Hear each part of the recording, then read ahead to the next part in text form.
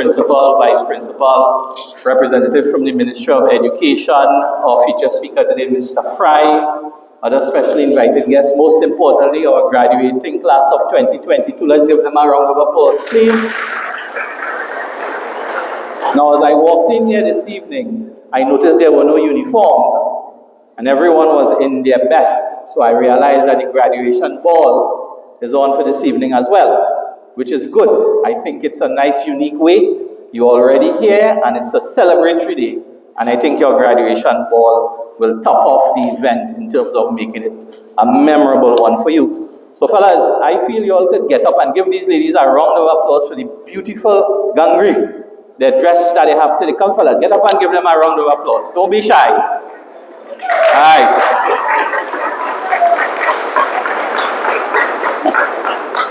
And ladies, all these boys, clearly, it's looking like their money don't jiggle, it folds.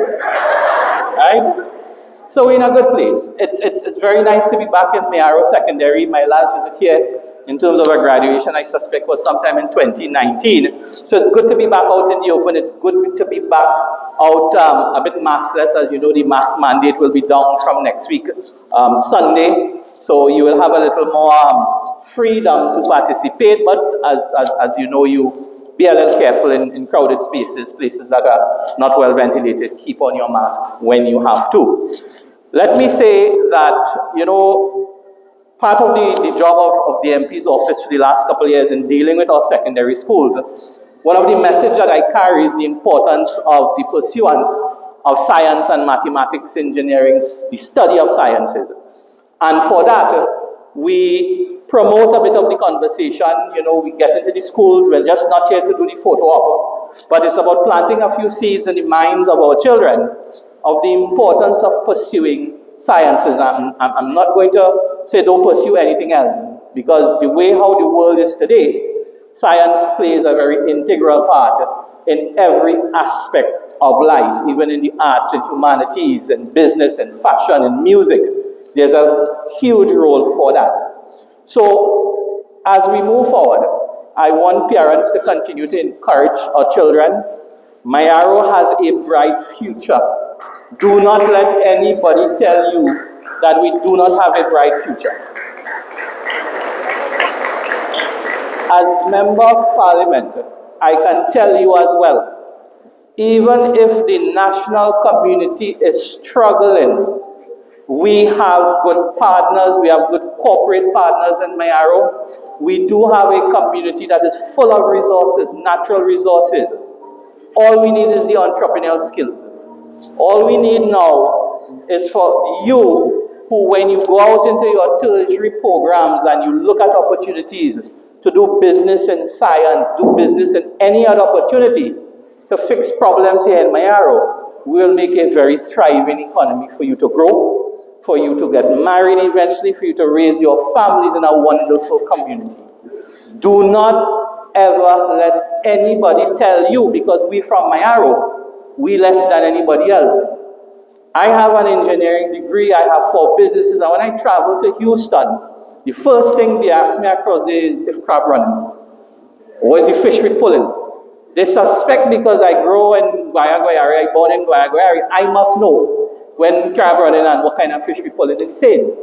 But that's a challenge that you have to overcome. We need to create a space for ourselves. We need to create a brand Mayaro.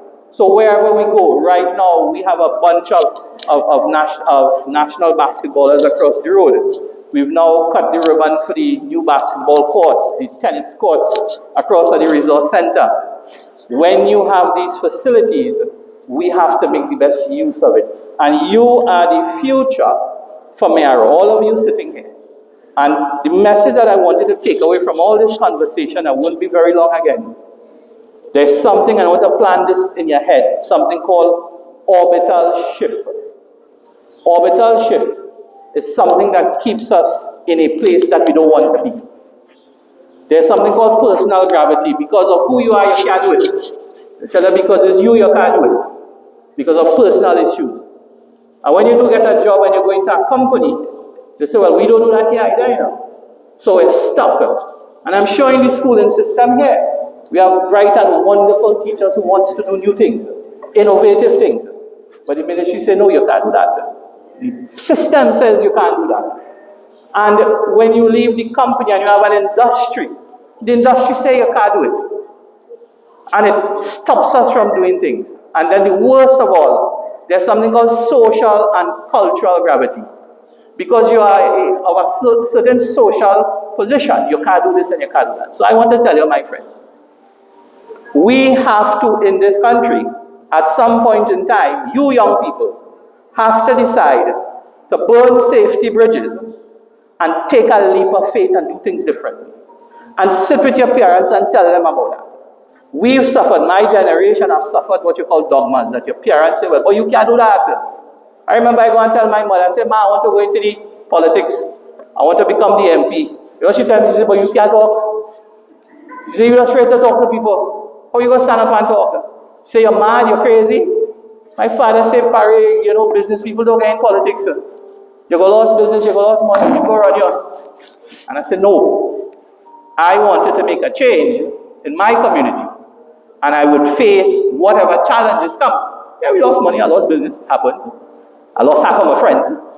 But it happens. But you do it because you have a purpose. And I want you to remember this. In Mayaro, we have opportunities, you just have to want it. And I am sure I will be the MP until 2025 because we have a 5-year lifespan. And I want to tell every one of you all there, if at any time you have an idea, a concept, something that you feel will change your life, your family life, the position in our community, and you want to share it with me, and we find a way to do it, I am here for that purpose. My job is not to patch pothole and clean drain. That's what most people feel that it is.